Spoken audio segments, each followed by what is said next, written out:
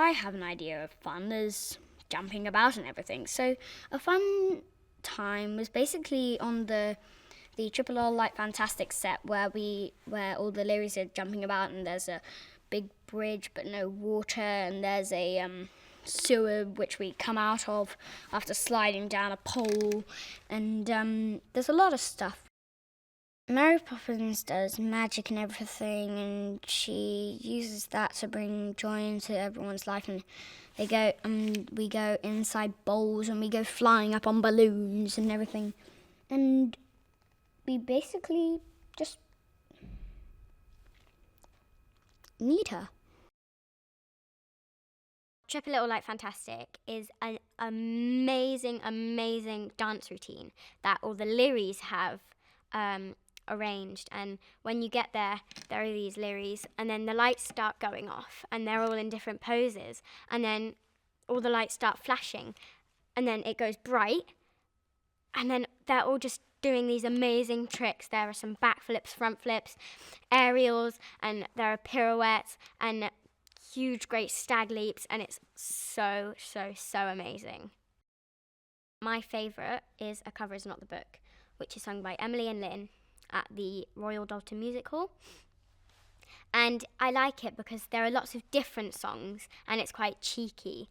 And Lynn does a rap, Emily does a song about a tree, I think it's about a tree anyway, I don't know, but it's such a great song.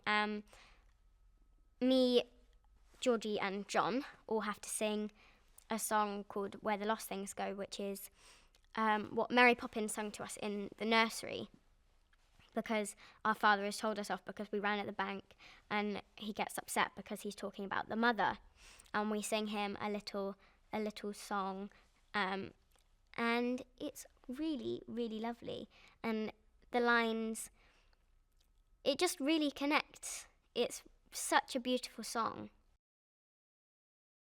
It's very tricky because we're shooting everything against green screen. So we have our principal cast interacting with actors in green head-to-toe stockings. And we've also got all of our character designs that James Woods created as cutouts, literally on set, either in the world of the sort of lush park world of the Royal Doulton Bowl, or we have a big musical number in the middle of it, of the sequence, in a great music hall that magically appears out of Mary's parasol. So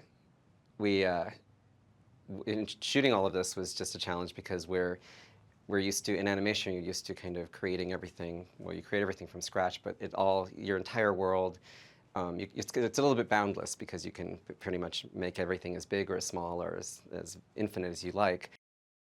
I think it's just the combination of, it's just everyone that's involved makes it just awesome. It's just it's the worlds of not just live action and 2D, but theater. The theatricality that Rob brings. The song and dance number that we have in the middle of this piece I think it's gonna be kind of iconic. And I think actually one of the most intriguing things was the challenge of bringing back hand-drawn animation when we've been out of it for so long. Professionally, I have never been a part of anything really in hand-drawn, so it's been kind of a challenge, and that was a challenge I think I really wanted, is to learn from the old masters and kind of what has been done before, and how do we retrofit that into something more new and more current. So that was intriguing. I think that's when they explained kind of the sequence, and although things have changed, it still stayed the same. And I think it was the challenge. I think that overall was intriguing. First of all, animation is magic. It's the idea that an imagination can come to life. And the next step to that is, now we've seen animation come to life, but can I now transport myself there and be there? I don't think that's ever going to be an old idea. I think people are always going to be interested in, can I escape this world and go into a world that doesn't exist?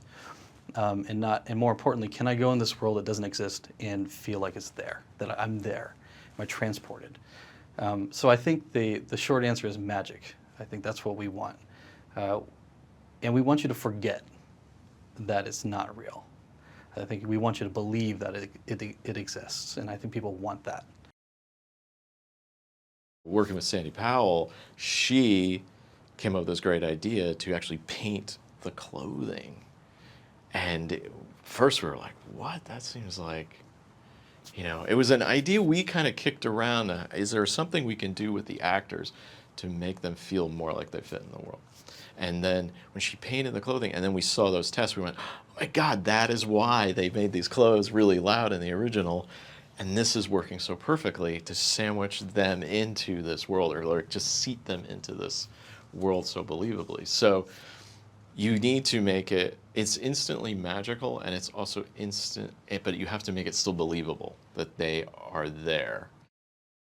The animated sequence, the Royal Doulton Bowl sequence, takes place in the Victorian period, the 1890s, turn of the century, not unlike the Jolly Holidays section. So because the bowl itself is an heirloom of the moms and now the kids, that it was made in the Victorian period, it made sense to jump when they go into the bowl, that go back in time, in a sense, to this Victorian period. My role is very specific. She sells balloons, but obviously there's a lot more to the balloon lady than just selling balloons. She's a sort of a magical character, and I think she knows what's going on, and when she sends people up with a balloon, she knows where they're going, if they should go up or if they shouldn't.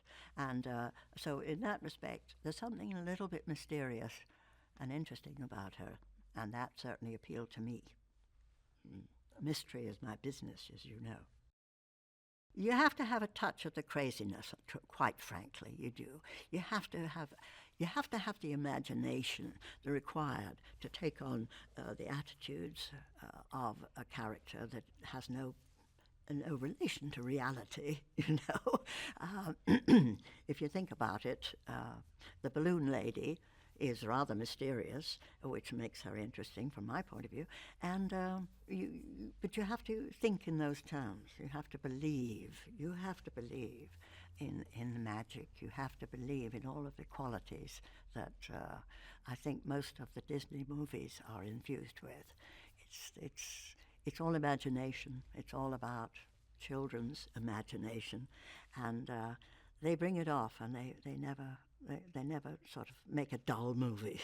They don't know how. The children are very unique, and they've been cast very, very well in this movie. I can see that, and it's a very successful kind of combination of the old and the young together, and in that respect, it can appeal to everybody in the family. I thought the set of the Springfest was just extraordinary, really. Every single character on that stage, the stage being this beautiful outdoor set in a park, every single one of them was dressed impeccably, but beautifully, colourfully, and everybody looked as if they belonged. The Ferris wheel was going. The women looked lovely in these gorgeous gowns that they were designed by our lovely designer, Sandy Powell, and she did an extraordinary job. Extraordinary. I got cast in the film when I was doing a play in New York, and I got asked to meet with Rob, and I was very excited because Mary Poppins was if not the first film I ever saw, then like the first film that I, fell in love with as a child. My mum tells me that I was just transfixed by it and watched it a million times, and I knew every word of every song, and I dressed up as her and as every other character and acted it out for my family. So it has a profound place in my my memory, I suppose. And so I was very excited and curious and intrigued about the idea of a sequel. And I went to meet Rob, and I was just so charmed by him and really won over by his idea of what he was going to do with the story. It was just, irresistible to me. I think there's something really lovely about making a film like this for children, especially this kind of film, because I've got so many personal attachments to it. But there is something amazing because you do feel like a little bit of the armor that you have on as an adult going through the world slightly falls away. You know, you can let your heart open a little in a way that you just can't normally, because it's not really possible to live in the world that way. But yeah, and Rob has created this wonderful environment where we're like a company. We really are. We had 6-7 weeks rehearsal, which I've never ever had on anything, not even most of the plays that I've done. So you really feel like a family, you know. I'm going to miss everybody very much. I've been such a massive fan of Emily Blunt's for ages, and I mean, what to say really? She's I think she's brilliant casting as Mary, because my impression of her is that she just has this extraordinary self-confidence, which I think you have to be Mary Poppins, don't you? And particularly to fill the shoes of Mary Poppins again. But I feel with Emily there's not a trace of self-doubt. I mean, she might tell me otherwise, but she's very, very secure in herself, which is a very beautiful quality. On top of that, she's hilarious. And I think that combination is very unusual. And she's beautiful, and she's an amazing singer, and she's an amazing actress, and she's an amazing mother. She's sort of like, she's the most capable person, and delightful to be around. Working with Emily Mortimer has been, in a way, the best thing about the job, because she's my sister, and really all my scenes are with her, and our characters. The film is very much about the relationship between these two people who've grown up to be slightly helpless, slightly hopeless adults. You know, they're struggling in their lives. And I just find her the most charming and funny and witty and lovely person and performer. I just think she's an amazing actress. Something to do with the sort of everydayness, like it all happens just in the house. It's domestic, it's people going about chores and having baths and cleaning bedrooms, but it's infused with something supernatural and magical and bigger than humdrum reality. But it's not so fantastical, you know, it's both everyday and wildly magical all at once. And I think that Mary Poppins has this, I think that's what's enchanting about her, is that she's sort of enigmatic. You know, you can't predict her. I remember feeling quite excited when I heard they were doing a Mary Poppins. I heard through the grapevine that it might be Emily, and it just felt perfect. Yeah, as soon as it worked out, it just felt like, you know, the right shape going in the right hole. It just almost had an air of inevitability about it. It is new music, but it's clearly in the spirit of the music we know and love from the first film, which is a difficult thing to achieve, because it doesn't sound like it's just a pale imitation. It sounds incredibly fresh. It's impossible to stay still on one of the livelier pieces, and it's impossible to keep a dry eye on some of the others. So it really works. She's everybody's fantasy, if only, character. All the things that go wrong in our lives on a daily basis, the things that we worry about, would be solved if Mary Poppins came along. She's that figure. She's the superhero of remembering to lighten up. You know, when they offered me the part, I played the son of the old banker, you know, Mr. And I thought, well, this is handy. I've grown into the part. I won't need any makeup. And they put mustaches and wigs and mutton chops and everything. And I said, do you guys realize you're making up a 90-year-old to look like a 90-year-old? He actually, for me, looked too good. Mr. Dawson, the first one, was kind of scruffy. This guy was pretty well turned out. His enthusiasm, he is just full of that movie. He's so excited about it. Everything, he just loves everything you do. And he always liked my way of movement. So he said, you just kind of work out something of your own. And he helped me. But for an old man, it looks pretty good. I was jumping around. They rebuilt the street, Cherry Tree Lane, exactly as it was in the original movie, with the park and everything. They let me go see it. My God, it was like a trip to the past. Every detail is just the same. We need the arts, we need culture, and we need something uplifting with a little imagination to it. That's why Walt, who was, you know, there never was anybody like him before, and there won't be again. He stood alone. Nobody like Walt around. And it's because he never lost that childlike imagination and sense of wonder. He always had it. It's always nerve-wracking, I suppose, playing a character that already exists on celluloid and that someone else has played, and even more so when you're playing the grown-up version of that character, and you have to start thinking about the ways in which we grow up and what happens to us when we grow up. But I think in the end, what I did was look at the sort of spirit of those children in the movie, and they're both such wonderful actors. They give such amazing performances. But I decided quite early on that if I was going to get sort of hung up on the particular sort of facial quirks or physical characteristics of Jane in the original movie, I would sort of lose my mind and become oppressed by it, rather than just use it as a sort of beginning point.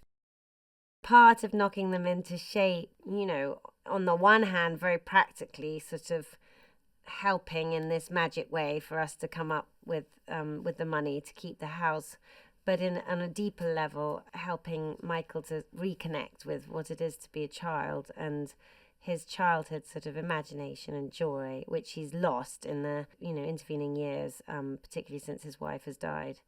And so, you know, that's her task is to help us all find the child within us. I just think the music is extraordinary. I love it. I think that Marc and Scott have just done the most amazing job with the music, because that is, boy, I mean, everything's a hard footsteps to follow, but those songs in the original movie are just sort of really imprinted in all of our memories, and to me, they've just done it better than you could have ever hoped for, and I love the songs, and they make me cry, you know, and they make me happy, and they're very funny and witty and moving. Emily Blunt is perfect for the role because she's a brilliant actress. I really think she's sort of one of the greats. I mean, she's an incredible performer and has such intelligence. It just comes so easily to her performing, whether she's singing or dancing or acting or what. She just kind of got it.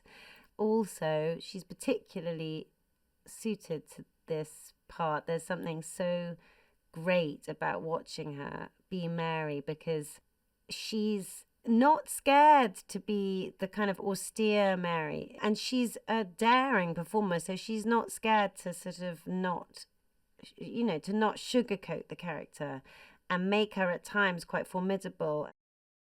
He's just got such perfect taste in the way that he approaches every decision that he makes about his performance.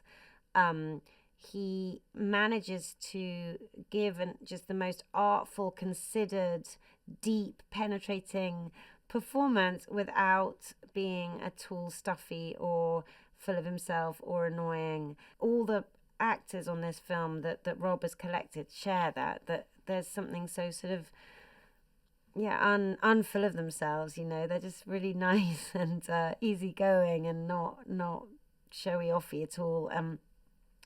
But Ben is just he's extraordinary, and I think it was the best move Rob ever made, putting him in this film as Michael, and he's going to break everybody's heart. And again, a very fearless performance where he's not scared at times to be really kind of furious and unpaternal, and in such a state that he's lost the ability to kind of connect with even his children, who he loves. But so there's something fearless and heartbreaking, and his song is just going to have everyone just in pieces. Well, Ellen is the housekeeper in the Banks family in Cherry Tree Lane. And she's been there since the first film, basically. She's been there for a very, very long time. And she, of course, is Michael and Jane. She was there, she was a housekeeper when they were children growing up. So, but now, of course, times are hard in the Banks household, and she is finding it difficult because they've got very little money, and so she's finding it difficult to sort of deal with everything. And she's a little bit forgetful and a little bit confused on occasion. And so, yes, struggling a bit. So that's but things come right in the end. Mary Poppins Returns is about the next generation of the Banks family. It's about the two children that we saw in the first film are now grown up into Ben Whishaw and Emily Mortimer. And Ben Wishaw's character, Michael, is now a grown man with 3 children of his own. And it's the 30s, and there's a recession and a depression, in fact, going on. And so they're really struggling, and Mary Poppins comes and helps out, basically. Pixie is amazing. She's just an amazing little person, anyway. So together, so bright. And she's just a fantastic actress. I mean, I saw her in a commercial years ago and thought must have been about 4. I thought, who is that child? She's just gorgeous, and just a really lovely kid as well. It's about love. That's why it's about love and overcoming adversity, and that we as humans want to see that, and also, but it's also brilliantly escapist. Even though it deals with people on hard times, which it does, it's still escapist, and it still shows human endeavour and endurance and love. So you can't go wrong with that, really. I just got more excited the more they explained it, and the fact that there are all these great Mary Poppins stories, only a few of which are represented in that film. The chance to explore that world even more was exciting, and the chance to work with Rob and John, who have created some of the most incredible modern movie musicals we have. To get to be in on the ground floor of that was really exciting. I played Jack. He's a lamplighter, which that's not a job that's around much anymore. But back in the day, these were the guys who turned on the lights and took care of the lights in London. Turned them off in the morning, turned them on in the evening, and it's a very labor-intensive job. At the same time, there is something magical about it, bringing light to London, and I think Jack does that as well. I mean, he sort of he gets to go on these incredible adventures with Mary Poppins and the children, and he brings light to the world. Mary Poppins Returns takes place in the 1930s, a few decades after the original, and times are hard in London. I mean, it's a tough economic time, and Michael Banks is in danger of losing his home being foreclosed on, and his kids have sort of grown up too fast. They're not troublemakers. On the contrary, they're kind of doing all the work that Michael should be doing. They've just sort of been forced into adulthood in a strange way. They've just, times are hard and they're making the best that they can, and they've lost a bit of that childlike wonder. And in comes Mary Poppins to take care of the Banks family again. I've been a fan of Marc, Shaiman, and Scott Wittman for a really long time. I remember I was just out of college, and I got student rush standing room tickets to see Hairspray in, I think it was like its 6th preview. I remember standing next to Marc Shaiman watching him take notes. And just, I've been a fan of their music for a long time, and I think they're uniquely suited to this project. You know, Marc and Scott grew up with the Sherman Brothers, and every note in this thing is a love letter to that style, to the style of the original. They feel like classic Disney songs, even though they're brand new. So every day was just sort of a joy discovering and learning the music and getting to be a part of it. So it's been wonderful to see the songs take shape, to learn the music, to sort of see the echoes of the original in Marc and Scott's incredible work, and the way they sort of take and flip themes for their exciting original new songs, and just being as someone who's been a part of the process of making new musicals, it's really exciting to be there as an actor and be a part of it all. I've never done a film on this scale before. I've had supporting roles in small films and stuff on TV, but this is really, it's huge. It's a huge movie in every sense. And what's been great about it is I feel like I'm in safe hands with our creative team, and just to a person, every single actor and creative element has been so lovely and wonderful that, it really is, film sets become families very quickly, and this became a family very quickly. You tell someone, I'm working on the sequel to Mary Poppins. Sequel to Mary Poppins, they say, instinctively defending that movie they love. Who's playing Mary Poppins? And you say, Emily Blunt. Oh, wow, that's really cool. I think that's been sort of the universal reaction. She just... She has such elegance and poise. She's such a gifted actress, and she's just got that thing. There is this otherworldly quality that she exudes that's sort of perfect for Mary. It's a delight, honestly. It's they're such smart kids, and they're so much fun. And I think one of the big themes of this movie is keeping your childlike wonder, and they've been the best way of doing that on set every day. When Joel is in wire work and he flies up in the air and goes wah, that's. They never let you forget that, oh my gosh, we get to play pretend for a living, and how great is that, and how lucky are we? I mean, Meryl Streep she's amazing. She's amazing. I think her record speaks for itself. But it's been so fun getting to work with her, in terms of watching her work with the kids and keep them alive and engaged and entertained. I'm going to tell this story. I will never forget it as long as I live. We're between setups, and they're moving one camera from one side to the other, which takes a little while. And I just see her turn to the kids and go, hey, kids, want to learn how to do a pratfall? And before anyone could blink, executing Meryl Streep was vertical, and then she face planted down so hard that everyone thought, like, oh my God, what's happened? And she said, I learned that at the Yale School of Drama, got up. It was the most, Meryl Streep's better at acting than everyone. She's better at accents than everyone, but then executes this perfect pratfall on top of it. That's going to be like the memory I will never forget. Dick Van Dyke, like masterclass, 91 years old, and more energy than anyone else on set.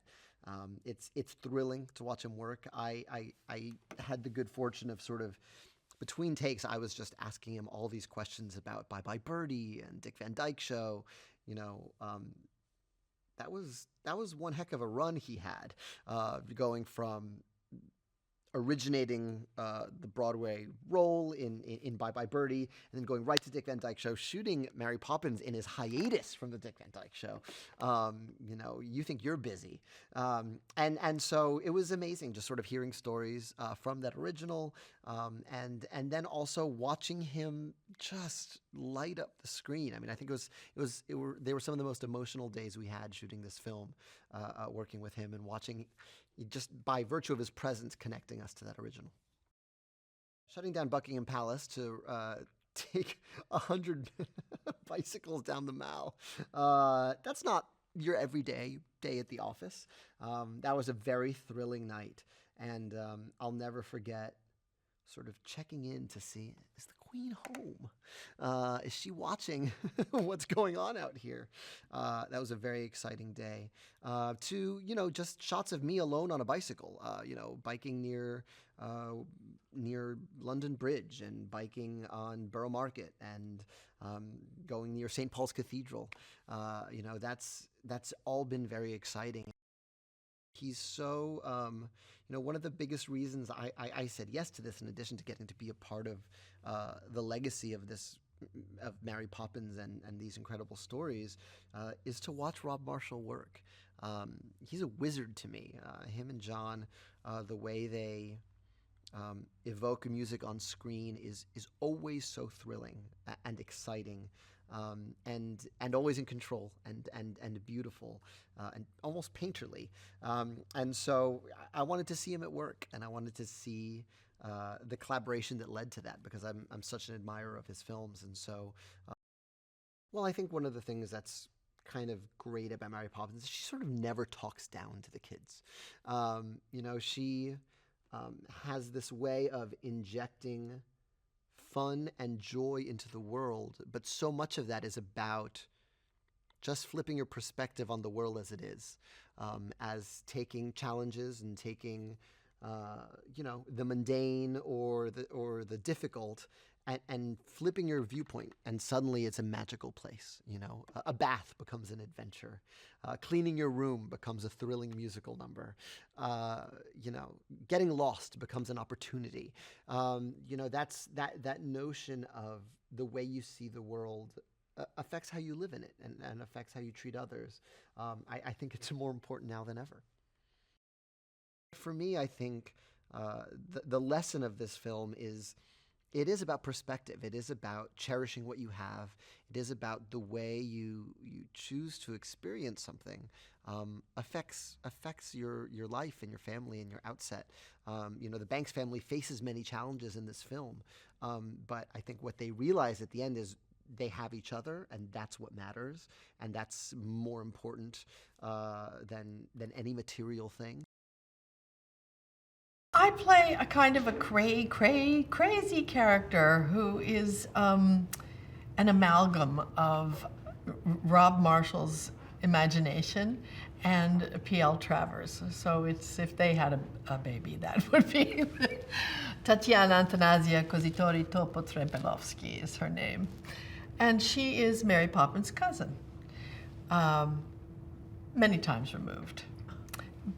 But she's a character who is an eccentric. She's, I would say, like a gypsy kind of character who runs a fix-it shop in the center of somewhere in London, imaginary London. And there's a plot point where Mary Poppins needs something fixed in the story, something that's very precious to the children. So they take it to her cousin, Topsy. They call her Topsy so that they don't have to say Tatiana Antanasia Kozitori Topo-Trepelovsky every time. He's practically perfect in every way, so no wonder he was drawn to the material of Mary Poppins. He's somebody who is pure, I don't want to say show business because it conjures up a whole other thing, but it's a theatrical sense of joy that he brings. He's uniquely suited to this kind of material, mostly because he's got the soul of a 9.5-year-old, I would say. He's not lost his inner child and the things that often we lose as we go on in life. He's retained that innocent sort of sense of joy, and that's what he brings to this material. She's amazing, but her tenderness in this is palpable. And Rob and Marc, Shaiman, they wrote it with her in mind, so the music sits in her voice perfectly. and she's amazing in it. Lin-Manuel Miranda, he's, as we know, the phenom of this part of our century. He's amazing. So much creativity contained within one human being, but his gift to this production is just something very pure in his spirit. There's just something in his eyes, in his smile, and his ability to rap and dance and do patter at the same time is phenomenal. At the screening yesterday, one of the little children said, "I love the colors," and it's really true. The colors just pop in this musical. A lot of it is her combining things that we don't normally combine, you know, and her use of reds and greens and the brightness of certain colors. It just makes a story that's basically set in the Depression in the 30s in London, in the fog.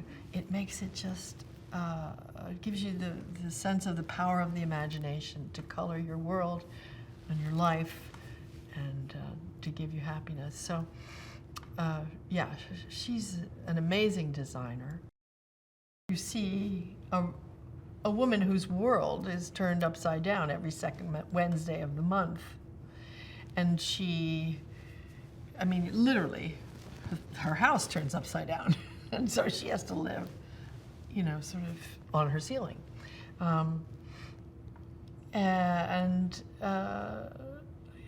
The disorientation of that, it's just a great metaphor for when your world is upended by whatever comes along. Pixie, Nathaniel, and Joel, who are so wonderful, the soul of the movie. And they were so, they're such bright little people, and they were so focused. Except Joel, and sometimes they had to have a special wrangler for Joel, who's got a moment in this film that I think will just pierce everybody's heart.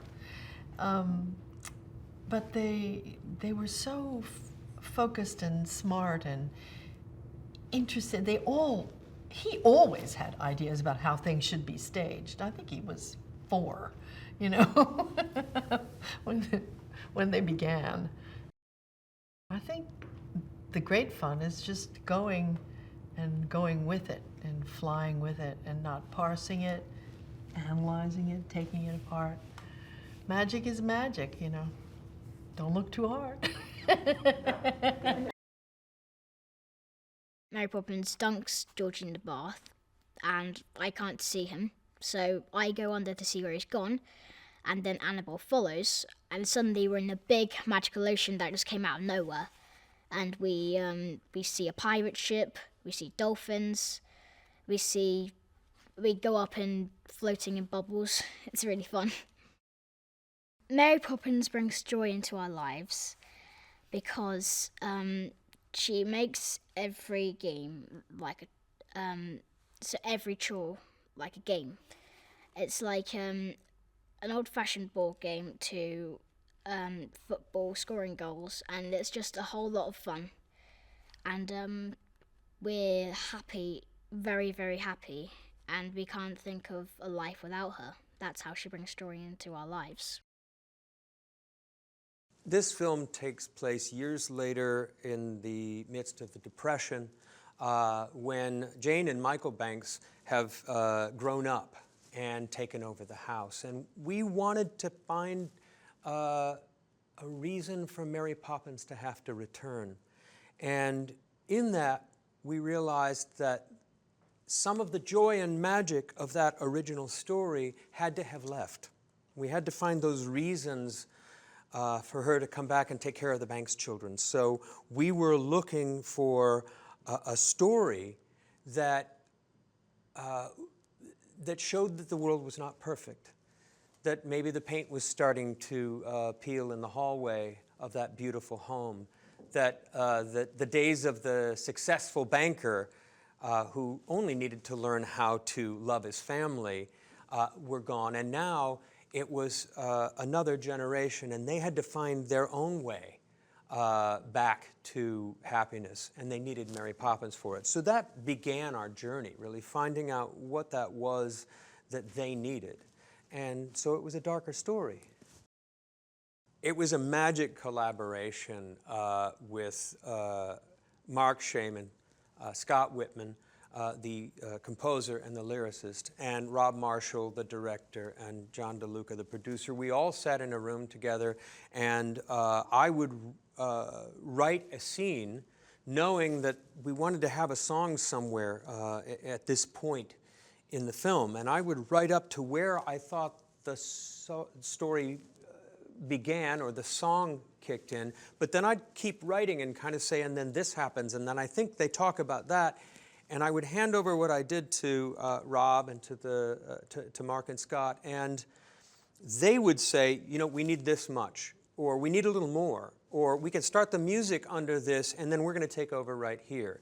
And then knowing what they had wanted to do with it, I would then clean up the dialogue leading up to it and help launch the song. The more I heard of the music, the more I was able to say then, oh, no, actually, this is the way the song, you know, the dialogue up to it begins. So it's a collaboration in the best sense. We're passing it back and forth. I was on set throughout the rehearsal process, right up until they were about to begin production, and I was watching these insanely beautiful sets being built in the studios around the one we were rehearsing in. But it really was when I came back to watch one of the big final scenes on 17 Cherry Tree Lane that I just saw how magnificent this was all going to be. I'd seen the drawings of the costumes, I'd seen models of the sets, but when you see 17 Cherry Tree Lane, the entire thing, and you see Mary Poppins walking down it, it was breathtaking. I also came back and watched as they filmed Triple Little Light Fantastic, which has to be the biggest production number I will ever be a part of, even if on the sidelines that day. It was tremendous. Well, I saw it as a kid, as also my fellow producers, Rob Marshall and Marc Platt also. It's like their first film as well. And I fell in love with movies and that kind of musical expression from that film. It's funny, I know Rob has too. He's told me the same. And being taken as a child to something and to have it last a lifetime is staggering enough. But then when you're asked to do a sequel, to take it further, it's even more daunting because of the weight that it's had in your own life. And I know Rob felt the same. We began writing it with, collaborating on how we're going to tell this story. And that's a big mountain to climb, just to start something as staggering as taking the next step with Mary Poppins because of the impact that it had when we were kids. Emily was, I'm sure, as petrified as we all were. And I mean everyone across the boards we were all terrified that we would have to not fill the shoes, but just try to do our best in taking her to the 21st century. But Emily is fearless, and she approaches it as an actress. She went back to the books, went back to Travers, and found her own way in, her own enigmatic way in. And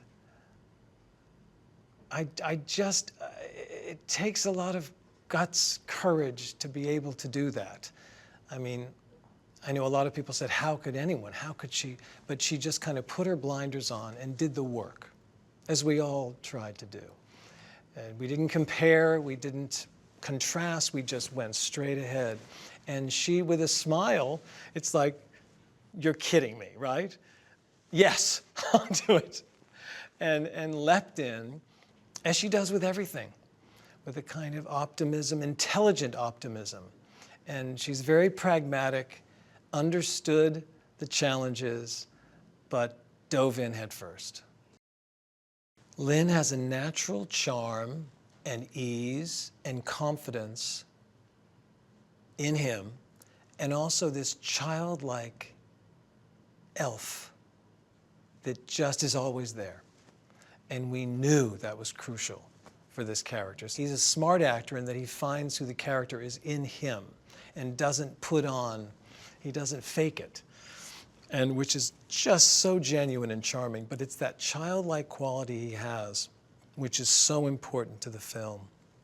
Finding the child within, no matter what age. He just owns that. He lives it. Not unlike Rob. Rob has also, he's a positive, just smart, positive, childlike character. I mean, people say he is like Mary Poppins because he does take care of people. He does wrap them up, and he just wants you to feel good about who you are and what you are. But that's who Lin is. Lin just has this guileless little boy that he carries around in him. Our brilliant composers are Marc, Shaiman. He does the music and also the lyrics with Scott Wittman. And the two of them they just understood the whimsy and the specificity of this world in a way. The lyrics are so intelligent, and you have to go back and listen because they're really smart. There's an elegance to them, and yet they're funny and fun.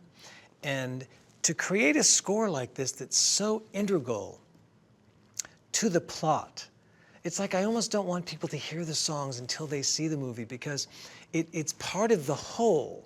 They've created this kind of, and Rob, this kind of inextricably bound piece that if you pull it apart, it will fray almost to me. It's so important that the tone and how it progresses through and the pacing. They just nailed it, and we were so thrilled with working with them. Oh, A Trip a Little Light, they just, again, nailed so quickly. They understood exactly what we wanted. We knew we wanted a big masculine dance number, and for Lin. And it lent itself so perfectly to the script and where they were emotionally, where Emily was, where Lin was, and Marc and Scott were just able to create this great dance number with, again, superlative lyrics, so many different styles, so many different levels, which gives choreographers so much to feed off of.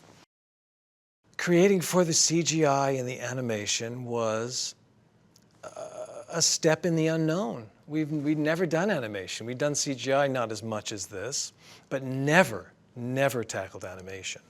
And what was fun was the animators a lot of the guys from Pixar, they'd never had live actors in with their animation. So we were all coming together in this kind of different worlds, trying to bring what we knew and create something new. Or today, with today's technology, a thing that we did do in the past. So it was a big learning curve. And in terms of choreography, we just learned how you do it and kind of just laughed and would go into these green rooms with everybody in green and just try to create and use our imaginations. You have to just put that imagination cap on your head and hope that it's going to, because you not only have to go through your eyes and the camera's eyes, but then you have to get bringing a whole nother team of animators and CGI folk and get everybody on the same page. It's bold at this time to have a movie with sophistication that looks great and has such heart and hopeful message without any cynicism. that's difficult to do in this day and age. It really is. And so I hope that it can reach that core in people that isn't cynical or jaded, and open up to the emotions of the film, because it's pure, and it's what Mary Poppins wants from. She wants you to remember that. Remember when you were a child. Remember the energy and excitement and the thinking ahead and always forward and risking and not judging so terribly. Remember that person in you. And I think we can all, sit back and have a big dose of hope, real hope, where it wants to make you cry hope. Get on a balloon and just take off and connect with that, with purity inside us all. When I started on the film with Rob, he said, it's a whole new movie. This isn't a remake. This is a whole new movie. And while Rob went to all the Peel Travers books for the source material for Mary Poppins Adventures, he had this really lovely idea that the film would take place 20 years later, and the two little kids, Michael and Jane, that we saw in the movie have grown up, and Michael now has kids of his own, and it's to those children that Mary Poppins comes. So when we went to design the movie, we actually did in the way we always work with Rob. It's all about the storytelling. Well, we've been lucky to build a lot of sets. I think we had 10 stages at Shepperton Studios that we built sets in, shot them, tore them out, built new sets in. We were able to build all of Cherry Tree Lane, a whole street we built inside that we saw both in the winter and then in the spring. A big section of a beautiful old abandoned park with an old broken down greenhouse, an old disused fountain that was ended up using for a huge dance number with Jack and the other Learys. We've even built pieces of Big Ben. So we've had fun. We've been able to build quite a bit on the show. I was very lucky. I got to walk on Cherry Tree Lane with Dick Van Dyke. How fantastic is that? And what a fantastic gentleman that guy is. He is so positive, so fun, so full of energy. And Rob Marshall was very generous and let me tag along, kind of as a silent behind, as he showed Dick Van Dyke Cherry Tree Lane. And his face was beaming, and he filled up, and he told us a million stories about his experience of filming on Cherry Tree Lane. I am so excited about the animated world, and the animation team just sent through a very rough initial comp and idea of what the backgrounds will be with what the live action footage is we shot in the very first week of shooting. And it's spectacular. And I promise you, I turned to Rob Marshall 2 days ago and went, oh my God, Rob Marshall, we're working on a Disney animated movie. Like, wow, who would have thought that us kids, well, we're not kids anymore, but what a dream. They go into a Royal Doulton Bowl for our animated section, and there's a song called A Cover Is Not the Book. And in that song, Mary is also warning the kids, even though it's a big, fun song, she's getting that idea in there that, be careful. Things aren't always seldom what they seem. But Mary is, in essence, the architect of all these adventures. So. I mean, that image, the way Rob built up that scene of grabbing the kite and looking up and the swirling clouds, and then there she is with our theme, playing with gusto. Once again, fantasy, these dreams coming true every single second for us. Mary Poppins' first song is using the great Mary Poppins reverse psychology, where she's saying to the kids all these wonderful things that one can imagine, but putting them in an odd way of saying, oh, you don't want to do that, but all the time enticing the children. Right, pish-posh. And meanwhile, she suddenly tells them to get into the bathtub, and they slide into a magical world of being under the sea.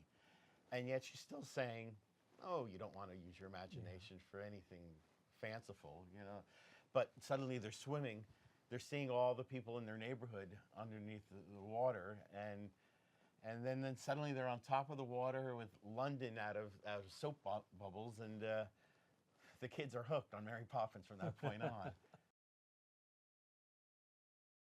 Triple Little Light Fantastic. Rob and John had come to us and said they wanted the character that Lynn plays to be a Leary. The right word is lamplighter. Lamplighter, but they call themselves Leary. So it was based in truth. So that we got to write this number for a lot of Learys, and then also have great fun with Cockney Leary speak, we call it. And it's a Cockney rhyming slang that, of course, Mary speaks quite well, and as does Lynn's character. And then Rob and John and our friend Joie, who also helped with the choreography, they got to also do just like a spectacular big dance number with like 5,000 guys dancing up a storm. On bicycles. Yeah. It was great fun to watch. I think I enjoy writing lyrics more than writing music or something, but I just love the process of us doing that and getting far enough into lyrics that the lyrics inspire the music. And so then I just scotch tape all these pages to the piano and just keep looking at it and looking at it and pray, and then a phrase will stick out, and suddenly a phrase starts to sing. It's like out of a movie, like the phrases would start jumping off the page, and they just start singing themselves. And then it's just a matter of harnessing it and catching it. And then we really write the song. Well, it was thrilling. I mean, I think it's about time they did a sequel. Mary Poppins should come back and spread the happiness again. I think it's great. And they have a wonderful cast. That Emily Blunt, I saw some pictures of her and a bit of footage, and it's just thrilling. It really is thrilling. I think that the new writers, Marc Shaiman and Scott Wittman, did a remarkable job, a beautiful job on the new songs. I'm very excited about that. Well, we had done a lot of pictures for the studio prior, but all that time, Bob and I were working on Mary Poppins, and we knew it was the major, major jump in our career if it worked. And by the time we got the cast together and the sets together and everything, the orchestrations, we had these wonderful orchestrations by Irwin Kostal. It was just, I don't know, it was a piece of cake. It was great. We just had a wonderful time watching it happen. Well, for Mary Poppins, arrival look obviously was probably the most important costume in the entire film, really, because this is what everyone's going to remember as Mary Poppins looking like, is when she arrives. And it's what everybody remembers from the original film. I mean, I have a completely clear vision of what she looked like. Maybe not every tiny detail, but I certainly remember the silhouette, because the silhouette is what was used in all of the imagery everywhere, which was the hat. This was a sort of Edwardian type period in the original. A hat, a coat with a narrow waist. I can't remember if it was belted, but a longer length coat just above the ankles, and then her little feet sticking out. And on one hand, I needed to reflect that or do something very similar, but I had to do the 1930s version of that, and a slightly different version for our new, more contemporary Mary Poppins. So the 1934 silhouette for women, the fashionable silhouette for women, really wasn't a million miles away from the look that we saw her in the original film. So I did a narrow-waisted belted coat with the addition of the cape. And first of all, I tried like a small cape, and then a double cape, which it's sort of to create some movement and to change the silhouette slightly and accentuate the small waist. And it kind of just makes this nice shape. And I kept thinking, well, we're going to be seeing the silhouette of that as she appears. So for me, that was very important. So the painted costumes are for the animated sequence, where our live action characters actually are in scenes and will be in scenes with animated characters against an animated background. And we knew this was going to be a sort of a large section of the film, like in the original. But I sort of from very early stage started thinking about this and thought it would be great to make the characters really part of this world. And I thought I would experiment with making their costumes look as if they've been painted and two-dimensional, the same as the animated characters, which are being treated in a very old-fashioned Disney way. They're hand-drawn, hand-painted, as opposed to the much more sophisticated animated styles now with Pixar and the likes. We were going back to the old-fashioned way of doing it, and so I decided to treat the costumes in exactly the same way. Just that childhood thing, it really reminds you of your childhood. It takes you back to your childhood. And I remember it as being the first film I saw. And, you know, I probably do know all the words to all the songs of the original film. You know, I'm not going to sing them, but I probably do know all the words. But I'm amazed to hear that my friends' kids are still as obsessed with Mary Poppins, and I think it looks really old-fashioned now when I watch it, but it's still there. I think a lot of it has to do with the music. I really do. I think the music from the original are all tunes that you can remember, words that you can remember, and I think this has the same appeal. I have to say, when I was approached by Disney to make this film, it was daunting, to say the least, because I love the original so much.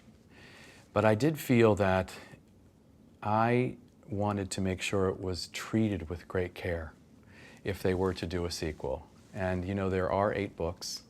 They're very episodic, the books. I mean, there's not a lot of narrative to them, a lot of story. They're very, you know, there's a lot of adventures, but there's a lot of material. And so it made sense to do another film. So I understood why Disney wanted to. And so when they brought it to me, I was incredibly excited, but also very nervous about it too, because I really wanted to make sure that it was handled with great respect and care and love and the passion I have for the original film. And I wanted to translate that into the next chapter. This is a very fragile time in the world.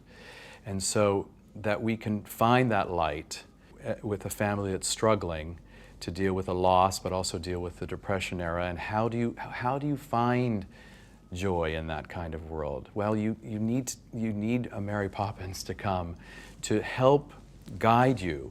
And the best thing about the character of Mary Poppins is that she does this, but without sort of doing it obviously. You know, she denies having any part of any of the adventures, but she has a master plan that takes us through the whole journey. She's incredibly deep as a person, but also as an actor. She finds the layers of a character. And at the same time, there's a warmth, because underneath this very stern and strict nanny is there's a warm person who wants this family to heal, although she denies it. It's a great character to play because of that. She denies ever having a part of those adventures, but deep inside she loves those adventures. She's a child herself, and she knows how important that is, to feel. And she was the only choice for me. There was no other choice. And when she came out of the sky, you know, on location, there are no nets, there's nothing. She's up there on very, very high wires. She was quite nervous and scared, and we were too. But I kept saying to her, you're not coming in, Mary Poppins is coming in. She goes, oh, well, that's a lot of help. But I think actually it did help her, because I think she thought, well, the character's coming in, and I have to play that this is just every day. And my favorite thing about her first few lines in the film is that she launches in like she's mid-conversation with the kids. Georgie this, and Annabelle this, and John that, and she's talking to them, and she's moving so fast, it's like a hurricane has arrived. And the kids can't understand, how does she know her name? And, you know, but she just takes over. And I feel that Emily Blunt herself takes over the film. The great thing about Lin-Manuel, who is an extraordinary person, an extraordinary artist in so many ways, is that I knew immediately that he was the perfect person for this role. Because to find someone who can bring, in a very pure, honest way, a sense of magic to something, and he has there's a natural joie de vivre that he has, that he just brings to everything, and an optimism. This is who he is, personally. And, you know, having worked with him, it's so real, it's so true, it's just who he is. He approaches life like that, there's no fear. And he's so clear and so forthright, but he also has there's a light in his eyes, there's a magic. And I just knew we could capture that in this character. the movie is filled with the most extraordinary actors. Meryl Streep is my favorite actor of all time. I'm so lucky to have worked with her twice. She wanted to be a part of this. She told me, she said, I feel this film is a gift to the world. Every single first choice, you know, said yes to this film. And I think everybody wanted to be part of it. I think we all have lived with that original film so deeply in our hearts for so many years. So for us to be audacious enough to do a sequel to it, we all knew the bar was so high.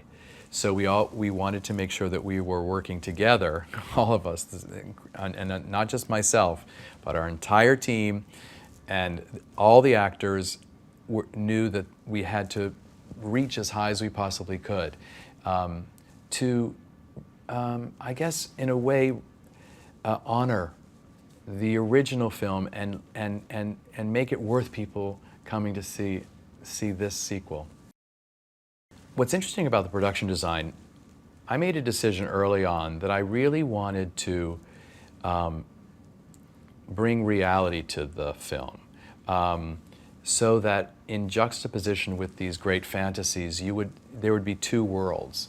And so I asked my production designer, John Meyer, to help me with this vision and help me find a way to use England and London in real places and real streets and bridges and everything, you know, the real St. Paul's, so that we could feel that we're actually in a real place. And when we launched into the animation world, which was maybe the most challenging thing I've ever done, to work with animators to create this live action animation sequence, which is all hand drawn. It's very important to me to work from the 2D animation that we all know and love from the classic Disney films. Very important to me. In fact, I thought if we had used modern animation, you know, it wouldn't feel the same. I was really trying to protect what's in the DNA of what I feel is the Mary Poppins legacy. And so I knew that I wanted a 2D sequence with live actors, of course. And that was such a challenge. I mean, maybe one of the hardest things I've ever had to do. So coordinating this big musical number was challenging, but what I love. Rarely do you get a chance to do a big choreographed number on this scale with this many people, with dancers, stuntmen, principals, actors, of course, and children. It's a lot of moving parts, and it's a big challenge. But it took a long time to rehearse, very complicated. Everybody's doing something different, but and it took a while to film too. Of course, we're trying to capture so much, and Lin-Manuel working so hard, like incredibly hard on his dance work. Emily working on her dance work. It was one of those things that, when you all pull together and you start to work on a big number like that, it's thrilling for everyone because it's the big sort of centerpiece choreographed number in the film. And with a great song, that it feels like a dance. It has dance music in it. And so I loved working on that piece. This was, like I said, the most personal film I've ever done, the most challenging film I've ever done, because it's original, because the bar was so high and we were reaching so high. And we wanted to honor, like I said, the original film, but really create something original on our own. So the fact that I was able to touch that original film, be part of the legacy of that film, is practically perfect for me. Because it's a childhood dream come full circle. Something that means so much to me deeply. It's a movie that I would go back to all the time just to lift my spirit, to remind me of joy in the world. And I hope that this film can do that for people today.